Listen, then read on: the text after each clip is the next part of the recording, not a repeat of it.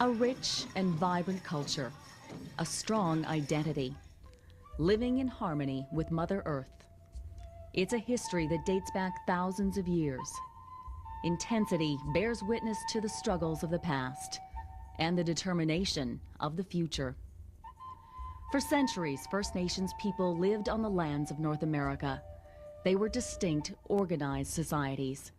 On the prairies and in the northern forests, Cree, Saulteaux, Assiniboine, and Dene peoples had their own languages, cultures, spirituality, and laws.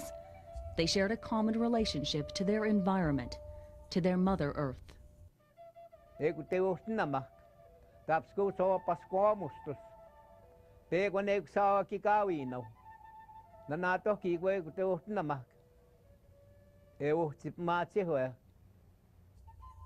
Long before Canada or Saskatchewan existed, First Nations and Europeans worked in partnership. The Hudson's Bay Company was established in 1670. The King of England granted the company a monopoly of the fur trade in all the land crossed by rivers draining into Hudson Bay. Europeans called that vast territory Rupert's Land. It encompassed the land across the prairies, as well as parts of northern Ontario and Quebec. From the earliest days of its trade, the Hudson's Bay Company established alliances with First Nations. While it had been granted a legal right to Rupert's Land under British law, the company's directors realized that British law meant nothing to the First Nations. For this reason, the employees were instructed to obtain the consent of the First Nations to occupy portions of their territories. It in fact engaged in treaty-type relationships from the start. The employees were instructed, the representatives of the Hudson's Bay Company, when they arrived in Hudson Bay, were instructed to obtain permission to particular areas in order to build their posts and forts.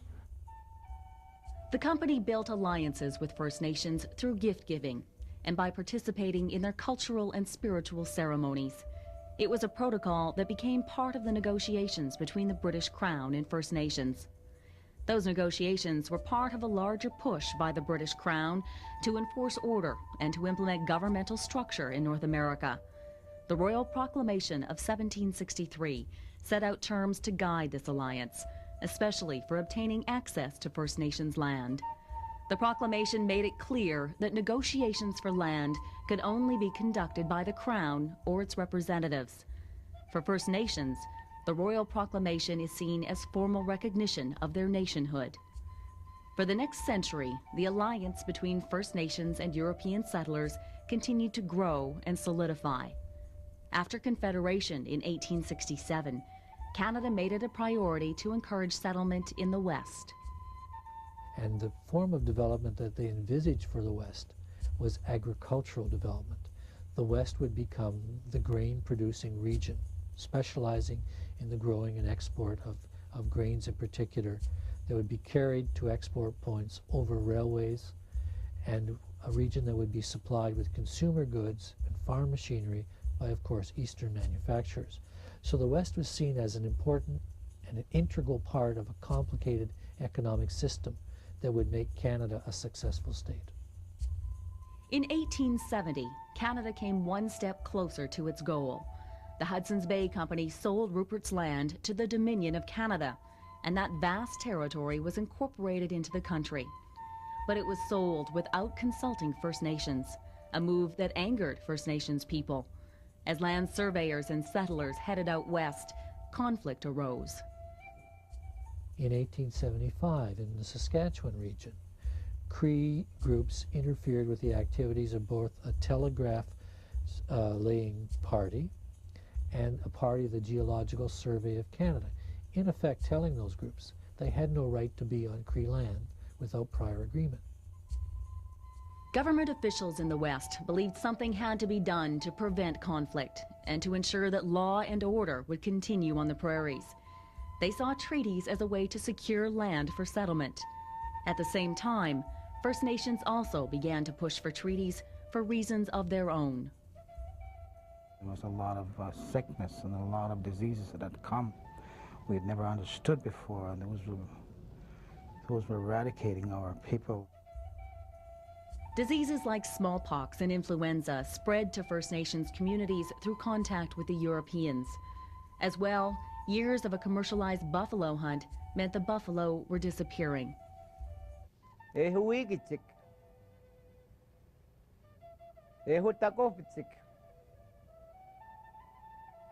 sek de utna ke kiskakik.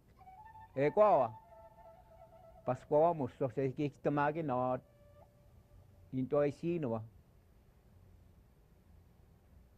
Maskinsik.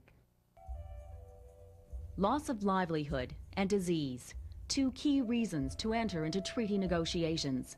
First Nations wanted a better future, and they had a powerful bargaining tool. We had what they wanted. We had what you, the people who came from the other lands across the ocean, wanted. We had it here in abundance, and we were willing to share it. Sharing the land in exchange for protecting their way of life and securing additional means of livelihood. It was to be a solemn undertaking. In effect, that they were creating between the two nations a relationship that was similar to that which exists between brothers, an equal relationship, and yet one that signifies a certain kind of caring, a certain kind of nurturing, without one brother lording it over the other, so to speak. And it's a concept that originates from First Nation spiritual traditions, First Nation teachings, and particularly the laws governing the way in which relationships are have to be maintained and nourished over time. In the late 1800s, the Government of Canada officially entered into treaty negotiations with First Nations on the prairies. Chiefs and headmen represented First Nations. They met with government officials to determine the legal framework of their partnership. They were joined by language interpreters and members of the newly founded Northwest Mounted Police. In the Cree language, the word that is used is machihon, meaning making a living.